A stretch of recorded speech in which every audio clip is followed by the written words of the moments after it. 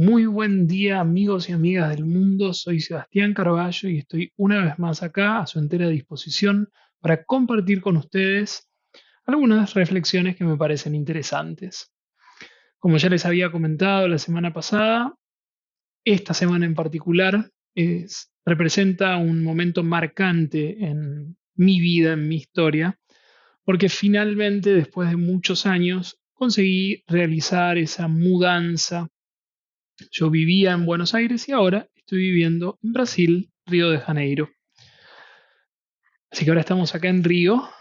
Ya es tardecita, tarde-noche, pero bueno, quería grabar este contenido para poder compartirlo con ustedes.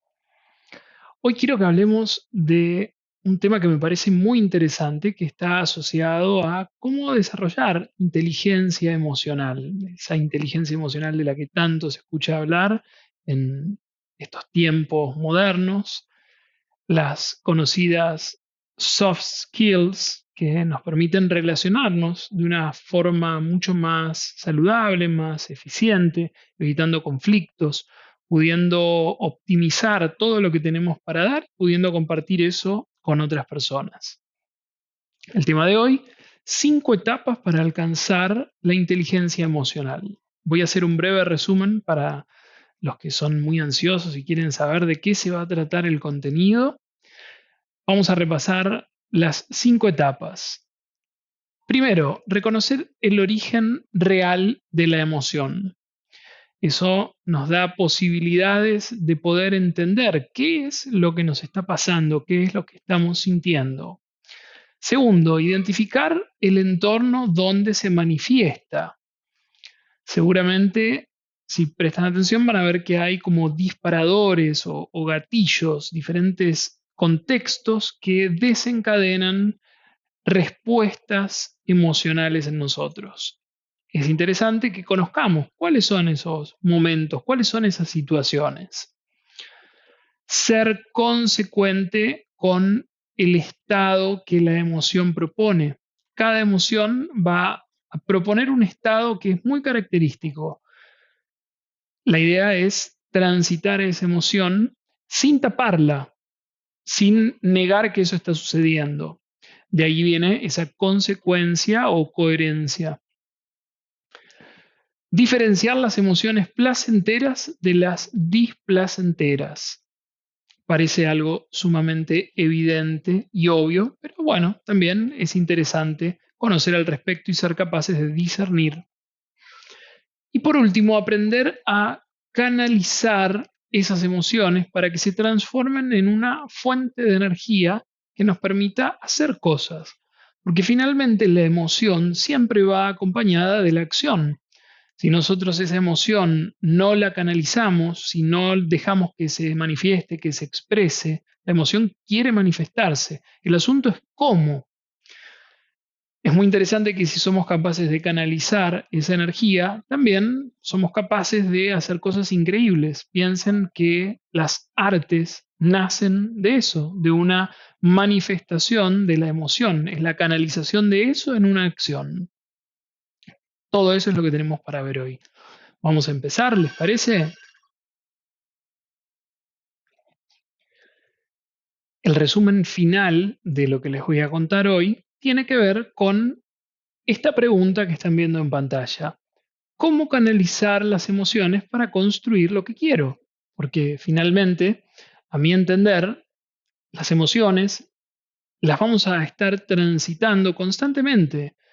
Forman una parte de nuestra integridad, de alguna forma, así como tenemos un cuerpo físico denso de piel, huesos, músculos, también tenemos un cuerpo emocional.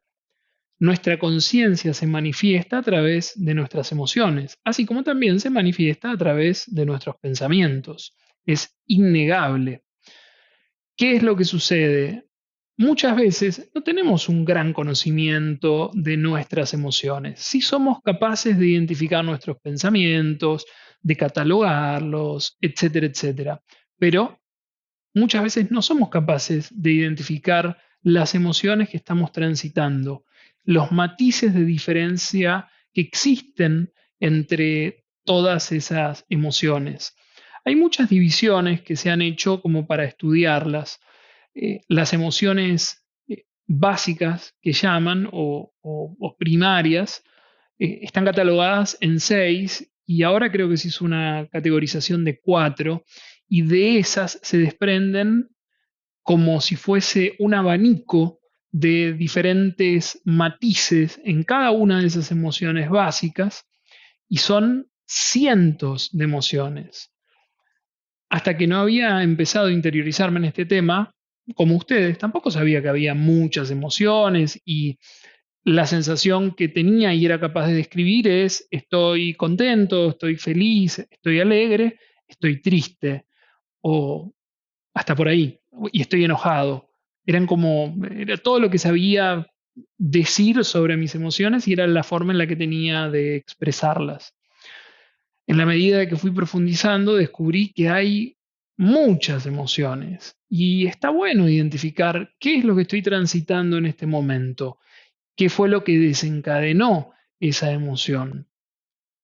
Para aprender a canalizarlas, para poder utilizar esa energía y volcarla a algo, puede ser una actividad física, puede ser una actividad recreativa, artística, pintar, hacer música, crear, todo lo que tiene que ver con la creatividad se nutre de la emoción, de ese estado emocional que la persona está transitando y eso se vuelca tal vez en la letra de una canción o en su música o en alguna pintura o en alguna escultura. También puede utilizarse, como dije al principio, en la actividad deportiva. Uno puede realizar alguna actividad y volcar esa emoción que está transitando a la acción, que en este caso sería una actividad física o deportiva. Es muy interesante porque cuando la energía, emoción circula, no se estanca. Cuando se estanca, empieza uno a somatizar eso porque esa energía por algún lugar tiene que salir. Si nosotros la reprimimos, si la negamos, va a salir en forma tal vez indeseada o de una forma no satisfactoria. Vamos a ver un poquitito cuáles son esas emociones básicas de las que hablé antes. La primera de ellas es la sorpresa. Es una reacción causada por algo imprevisto, novedoso o extraño. La vivencia subjetiva que la acompaña es una sensación de incertidumbre. Ante la sorpresa, uno empieza a sentir esa incertidumbre. ¿Qué va a ser lo que va a suceder? ¿Qué es lo que viene? Me parece muy interesante entender que las reacciones fisiológicas, todas las emociones se manifiestan en el cuerpo de alguna forma. Se sienten en lugares diferentes del cuerpo. Hay una manifestación fisiológica que produce alteraciones en nuestra fisiología y por eso nosotros la percibimos en diferentes lugares del cuerpo. La sorpresa es muy interesante porque nos produce una desaceleración de la frecuencia cardíaca, un aumento del tono muscular y una gran amplitud respiratoria. Fíjense cuánto puede alterarse. Imaginen que ustedes están eh, sentados en el living de su casa, en una situación cotidiana, y de repente alguien entra por la puerta y ustedes generan esa sensación de sorpresa, que no necesariamente tiene que ser susto, no tiene que estar asociada al miedo. Eso puede desencadenar esa otra emoción que esté asociada al miedo, pero la principal es la sorpresa. Me parece también interesante aclarar que siempre una emoción va a desencadenar tal vez otra y va a retroalimentar esa misma. De esa forma se van produciendo como loops en donde las emociones van retroalimentándose, volviendo. Esa sorpresa altera nuestra fisiología y nos saca del estado en el que estábamos. Me parece muy interesante empezar a percibir esos detalles sutiles. Van a ver que todo el tiempo estamos enfrentando o atravesando diferentes emociones. Además, aparece algo que es muy particular que produce un tono de voz alto. junto con vocalizaciones espontáneas. ¡Ah! ¿Vieron los típicos sustos o reacciones a la sorpresa? La función de sorpresa tiene una finalidad. Todas las emociones tienen una finalidad. En este caso, ¿cuál sería? Es vaciar la memoria de trabajo de toda actividad residual para hacer frente al estímulo imprevisto. Si nosotros estábamos haciendo cualquier otra tarea, en el momento que nos sorprendemos, eso que estábamos haciendo pasa a un segundo plano. Casi que lo olvidamos y toda nuestra atención va a lo que llama nuestra atención, a la situación que genera ese imprevisto o esa sorpresa. Y eso puede ser fundamental, imagínense, en una situación en donde nuestra vida corre un riesgo. Imaginen que estamos por cruzar la calle y de repente veníamos mirando el teléfono, como suele pasar, y un auto toca una bocina y esa bocina nos genera esa emoción, esa sorpresa. Y a raíz de eso nuestros sentidos se agudizan y empezamos a prestar atención a lo que sucede en la calle en vez de estar prestando atención al teléfono. Puede ser algo que nos salve la vida. Otra cosa interesante, ese estado activa procesos atencionales que están asociados a la exploración y a la curiosidad. Es muy común verlo en los niños. Los niños tienen esa capacidad de asombro constante y eso les permite también aprender y descubrir cosas nuevas. Por eso es una emoción sumamente interesante. Esta emoción, bueno, como cualquier emoción, hay categorizaciones en donde se determina que una emoción es positiva y una emoción y otra emoción puede llegar a ser negativa y hay como una línea neutra, positivo, neutro, negativo.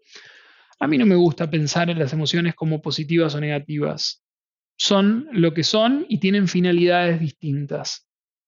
Dependiendo de cada situación puede ser útil sentir una emoción que esté catalogada como negativa y en otro ámbito o en otro contexto tal vez no. Yo voy a dejar de lado esa categorización, no adhiero. Para mí las cosas no son blancas o negras, ni positivas o negativas. Vamos con la siguiente. El asco. El asco es también una emoción básica primaria. Se caracteriza por una sensación de repulsión o eh, evitación ante la posibilidad real o imaginaria de tal vez ingerir una sustancia nociva que tenga propiedades contaminantes. También es una emoción que en algunas circunstancias podría llegar a salvarnos la vida. Vieron que en este tiempo de pandemia, algunos de los síntomas del COVID es la pérdida del gusto y del olfato. Imaginen que sin gusto y sin olfato ustedes están buscando alimento, ni siquiera en un contexto de supervivencia en la naturaleza, en su casa, algo que tenían en la heladera. Y eso se ha puesto en mal estado. Lógicamente, si está en mal estado, debe tener un olor que es muy particular y un sabor que también es muy particular. Si nosotros no sentimos ni el gusto ni el olfato, no somos capaces de identificar si eso va a intoxicarnos o no. El asco es una emoción fundamental para poder discernir en esos aspectos. Los efectos fisiológicos centrales son la aparición de diversos malestares gastrointestinales, un aumento general de la activación visible a través del aumento de la frecuencia cardíaca y respiratoria, eh, la conductancia de la piel, la tensión muscular, la función adaptativa del asco es, como dije antes, fundamental para rechazar algunos alimentos o sustancias que podríamos llegar a ingerir que nos podrían generar algún tipo de intoxicación. Nada más para decir del asco, podemos seguir adelante. El miedo, esta es la tercera. El miedo. Hablamos la semana pasada del miedo, de esa señal de alerta que también nuevamente, como la sorpresa, trae nuestra atención y hace que todos nuestros sentidos se agudicen. Esa activación que produce a todo nuestro sistema, que nos prepara para la lucha o para la huida, puede ser un gran recurso en situaciones peligrosas. Los correlatos fisiológicos nos muestran una elevación rápida de la activación de nuestro sistema nervioso simpático, lo que, bueno, como dije antes, nos prepara para la lucha o para la huida. Una activación cardíaca fuerte aumenta también nuestra capacidad respiratoria. Lo que sucede es que nos predispone a la acción. Y como dije antes, en situaciones en donde nosotros sentimos miedo regularmente, ya sea un miedo real o irreal, bien fundado o mal fundado, la sensación del miedo nos predispone para la acción. Si nosotros recibimos muchos estímulos o somos personas temerosas que constantemente estamos transitando ese clima emocional y no hacemos nada al respecto, bueno, como dije antes, la emoción necesita ser canalizada en acción. Si nosotros la reprimimos, si no la llevamos a la acción, eso por algún lugar va a salir y ahí es donde empiezan las somatizaciones. Vamos con la siguiente. La alegría, qué placentera. Podemos decir que la alegría es la emoción más positiva. No, no vamos a decir eso. No vamos a hablar de positivo y negativo. Está asociada de manera directa con el placer y la felicidad. Es uno de los sistemas que tiene el cuerpo para incentivar a la acción, como una motivación. Además, sirve de recompensa para aquellas conductas que son beneficiosas para uno mismo. A nivel fisiológico nos encontramos con un aumento de la tasa cardíaca, el corazón late con más fuerza, un mayor ritmo respiratorio. Además, en la química cerebral nos encontramos también con modificaciones, con una mayor liberación de endorfinas y de dopamina. Como recuerdan, la dopamina es nuestro principal motor motivacional desde los aspectos fisiológicos, desde la química del cuerpo. Es lo que hace que sintamos ganas de hacer cosas nuevas, diferentes, cosas que estén asociadas al placer. Vamos con la siguiente, la tristeza. La tristeza forma parte de nuestra vida. Tristeza não tem fin. Felicidade, sim, como decían, como se escucha por acá. Es un sonido que en Río es música ambiente. Cuando uno sale a la calle escucha samba. No, mentira. Bueno, la tristeza se caracteriza por un decaimiento del estado de ánimo, una reducción significativa en su nivel de actividad cognitiva y conductual. La función de la tristeza es actuar en situaciones en donde el sujeto se encuentra impotente o no puede llevar a cabo ninguna acción directa para modificar su status quo.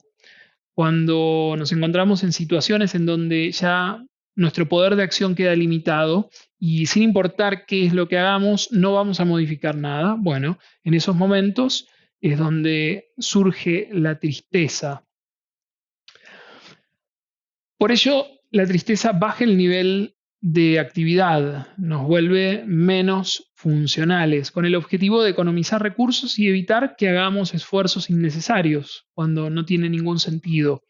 Además, actúa de manera autoprotectora, genera como un filtro perceptivo que nos ayuda a llevar la atención hacia adentro, nos vuelve más hacia la introspección, entonces empezamos a escucharnos más, a prestarnos más atención.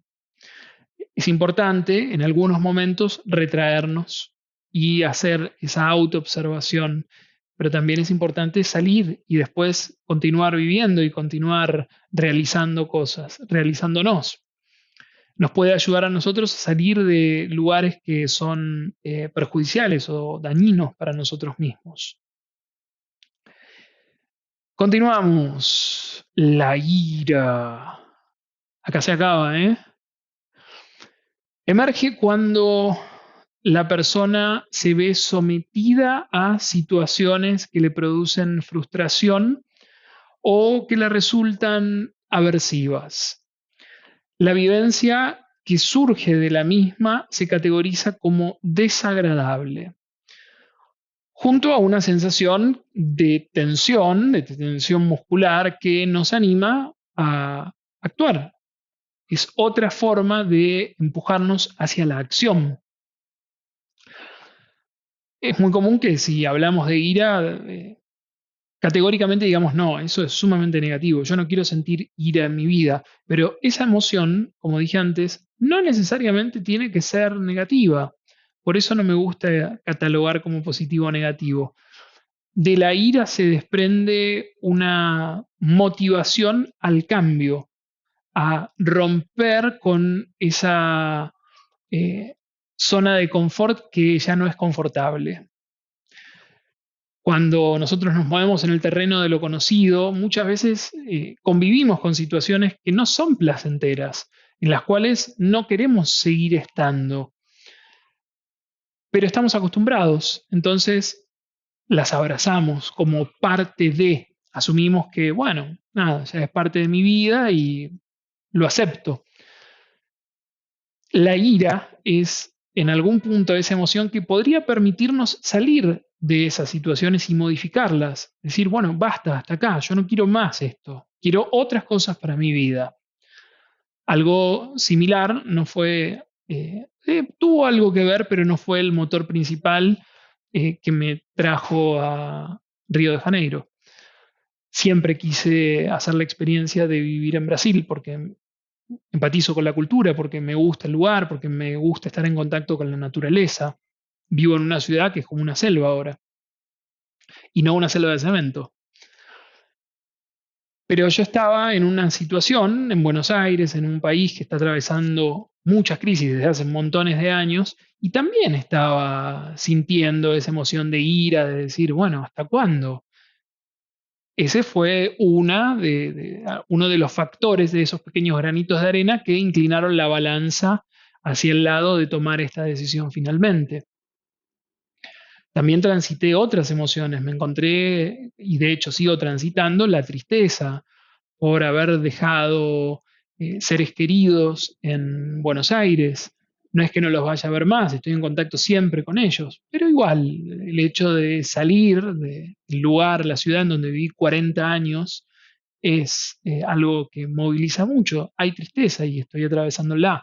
A lo que quiero llegar con todo esto es que si aprendemos a canalizar toda esa fuente de energía, y eso nos permite hacer un montón. Piensen que yo ahora, por ejemplo, llegué a esta ciudad y tengo que insertarme laboralmente en esta ciudad. Entonces, por ejemplo, hoy me levanté a las 5 de la mañana. ¿De dónde saco esa energía? Y así va a ser por muchos meses. Y yo soy consciente de ello. Aprender a canalizar las emociones es fundamental. Ya vamos a llegar a ese punto. Después es práctica, ensayo y error. Algo que no dije, a nivel fisiológico, ¿qué es lo que sucede con la ira? Vemos en el cuerpo un aumento excesivo de la activación y una preparación para la acción que es notoria. Vieron que hay muchas emociones que nos preparan para hacer. Por eso es que les dije antes, la emoción está directamente asociada a la acción. Eh, Además, hay un aumento significativo de la adrenalina en sangre, lo que aumenta la tensión cognitiva. La ira tiene una función evolutiva clara, nos dota de aquellos recursos necesarios para hacer frente a situaciones frustrantes o a esas situaciones que se presentan como un obstáculo. ¿Recuerdan que hace algunas semanas hablamos de resiliencia? Bueno, la resiliencia está directamente asociada a esta emoción, a la ira. Y ahora vamos con las 5 etapas para alcanzar esta inteligencia emocional. que si bien las cité al principio, ahora vamos a desarrollarlas un poco más. Me parece que no va a dar el tiempo para hacer todo, tal vez tenga que grabar otro contenido para interiorizar mucho más ese tema. Inteligencia emocional es un tema que me apasiona. Sirve tener un contexto teórico, comprenderlo, pero lo más interesante es ponerlo en práctica. Y como constantemente estamos transitando emociones y hay diferentes situaciones que disparan climas emocionales que muchas veces son conocidos, a los cuales estamos condicionados, el campo de acción para aprender y realmente desarrollar esa inteligencia emocional es sumamente fértil. Una persona haciendo foco en desarrollar estas habilidades rápidamente va a notar cambios sustanciales que van a modificar su interacción con el mundo. Bueno, les cuento qué fue lo que pasó. Me quedé sin batería. Dejé la batería en otro lugar, en la escuela de Ipanema, y yo estaba acá en el departamento. Tuve que parar de grabar. Igual faltaba bastante contenido, iba a ser muy largo para un video. Vieron que estoy haciendo videos cortitos de 30 minutos máximo. Así que va a quedar todo para un segundo video que voy a grabar esta semana y va a ser el resto del contenido en donde está esa gran perla de cómo canalizar las emociones para utilizar esa fuente de energía en pro de nuestros objetivos, de las cosas que nos proponemos para la vida. Si les gustó esta parte del video, denle un like. Si no lo han hecho, suscríbanse al canal y nos vemos la próxima.